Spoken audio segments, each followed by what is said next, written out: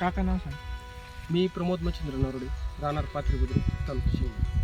वांग्याला काय प्रॉब्लेम होता का? वांगे मी साधारणतः जुलैमध्ये लावले. जुलैमध्ये लावल्यानंतर ऑगस्टच्या दरम्यान ते चालू झाले, परंतु त्याला फुलकळी टिकत नव्हती आणि त्याच्यामुळं 2-3 कॅरेट थोडंसं किडीचा प्रादुर्भाव होता आणि 2 ते 3-4 कॅरेट अशी निघायचे. कोणतं खत आणलं तुम्ही? जे कृषी क्रांती आणि त्यामध्ये अजून काय मिक्स केलं होतं? सॉईल एनर्जी मिक्स केली आणि ते टाकल्यानंतर माझे 18-20 कॅरेट आता निघतात. आज पण तोडा झाला आहे, आजही 16-17 कॅरेट निघालेले आहे. अरे बाप. आणि साधारणतः वांगे किती? हे 7 गुंठे वांगे.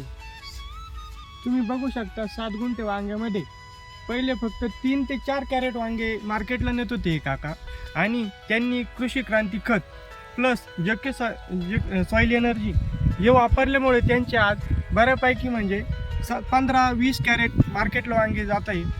काका, रिझल्ट कसा वाटला आपल्याला या खताचा? खूप चांगला रिझल्ट आहे आणि शेतकऱ्यांनी वापरावं.